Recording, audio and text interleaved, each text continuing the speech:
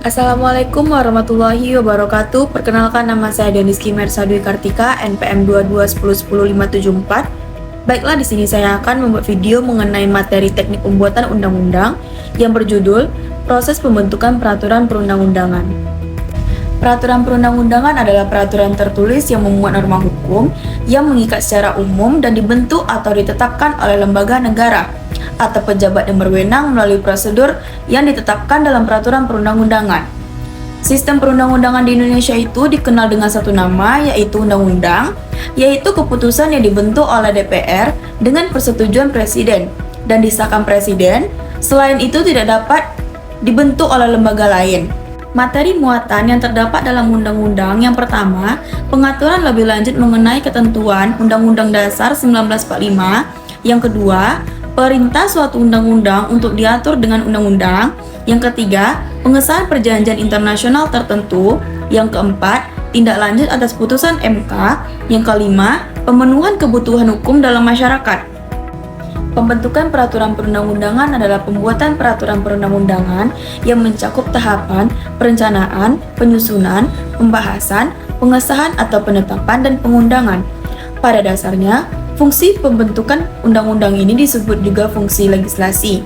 Artinya, DPR sebagai lembaga legislatif memiliki tugas pembuatan undang-undang, merencanakan dan menyusun program serta urutan prioritas pembahasan RUU, baik untuk satu masa keanggotaan DPR maupun untuk setiap tahun, membantu dan memfasilitasi penyusunan RUU usul inisiatif DPR.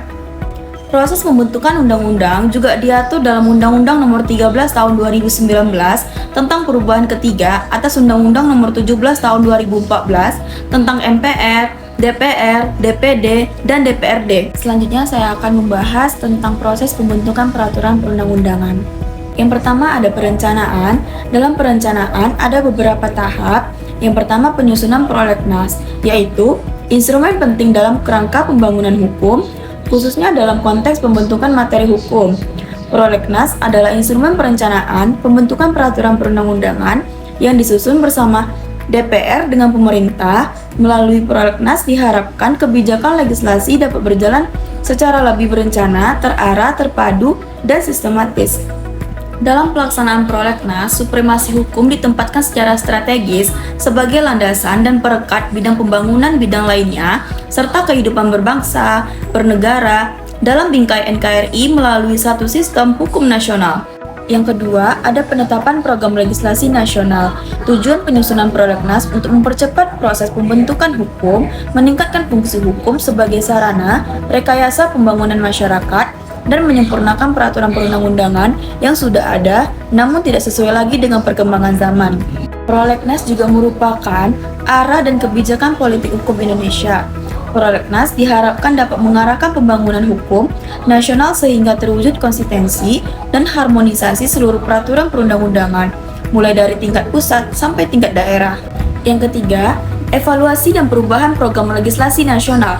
Evaluasi dilakukan dengan mengkaji yang pertama urgensi RUU, yang kedua pelaksanaan prolegnas jangka menengah periode keanggotaan DPR sebelumnya, yang ketiga pelaksanaan prolegnas prioritas tahun dan tahun sebelumnya, yang keempat arah dan kebijakan pembangunan hukum nasional yang ingin diwujudkan dari prolegnas jangka menengah, yang kelima hasil pemantauan dan peninjauan undang-undang, yang keenam perkembangan dan kebutuhan hukum masyarakat.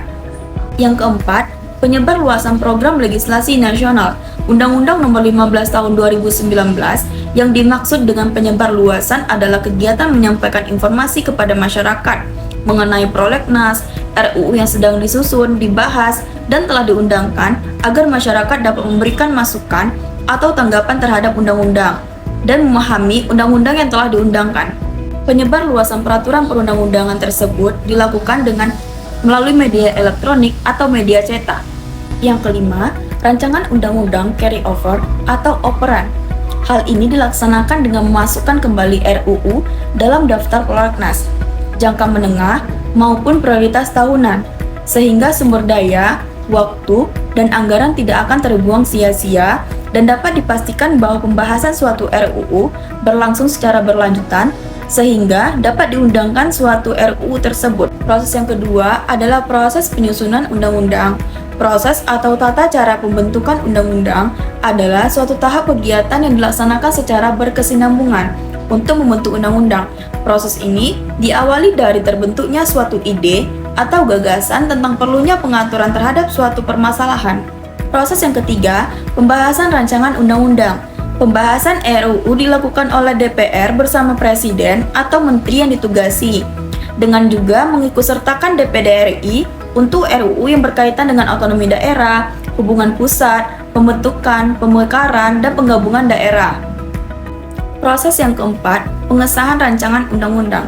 Pengesahan rancangan undang-undang menjadi undang-undang ditandai oleh pembubuhan tanda tangan oleh Presiden.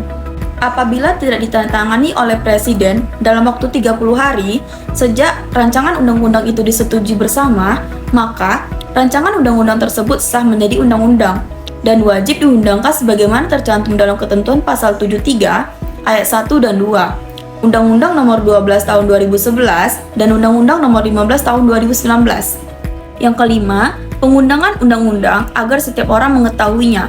Maka, setiap undang-undang yang baru disahkan harus diundangkan dengan menempatkan dalam lembaran resmi negara, yaitu Lembaran Negara Republik Indonesia dan tambahan Lembaran Negara Republik Indonesia, sebagaimana yang tercantum dalam ketentuan pasal 81 Undang-Undang Nomor 12 Tahun 2011 dan Undang-Undang Nomor 15 Tahun 2019. Baiklah, itu yang dapat saya sampaikan. Lebih dan kurang saya mohon maaf. Assalamualaikum warahmatullahi wabarakatuh.